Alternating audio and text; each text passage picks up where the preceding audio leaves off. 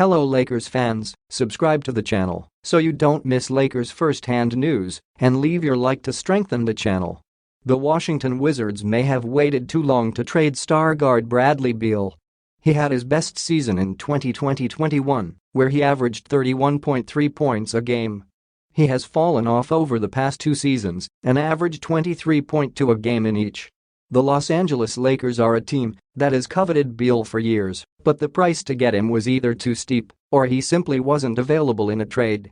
The Athletic's Josh Robbins just dropped a report that many rival executives expect new Wizards team president Michael Winger to undergo a full rebuild in the near future. Beal turns 30 this month, so he's likely not part of the rebuilding plans.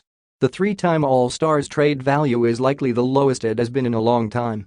He has dealt with serious injuries in each of the last 3 seasons and his productivity has declined.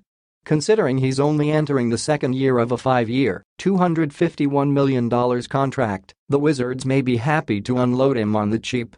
If the Lakers want to make this move, they will need to figure out how to make the money work. They'll need to convince D'Angelo Russell to go to Washington in a sign-and-trade. The team would also likely need to attach Malik Beasley's contract to the trade. A package of Russell, Beasley and this year's first-round pick for Beal might be a deal that works out for both sides. Leave your like on this video to keep up to date with everything that happens at Lakers. Thanks. Continuing. Is adding a third star the right idea? Beal on the Lakers a few years ago would have made a lot of sense. He's an elite scorer and solid three-point shooter who would help space the floor.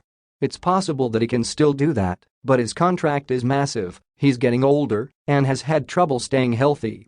It's going to be very difficult to add his contract to the salary cap and build out the roster.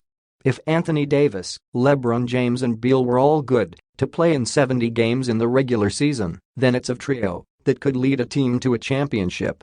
However, all three played fewer than 60 regular season games last season.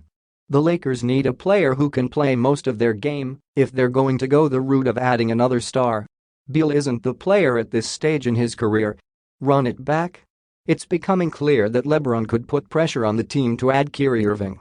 That might end up being a worse deal than going after Beal. He's injury-prone, difficult off the court and unreliable. The Lakers tried to build a superstar trio when they added Russell Westbrook and that was an unmitigated disaster. Irving and Westbrook are very different players, but it's possible to see similar issues arising.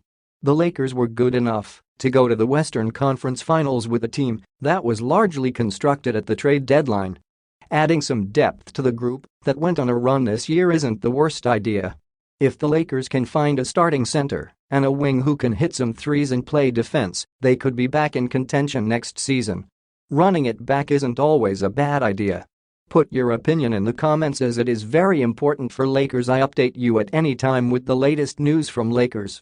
Help the channel become a member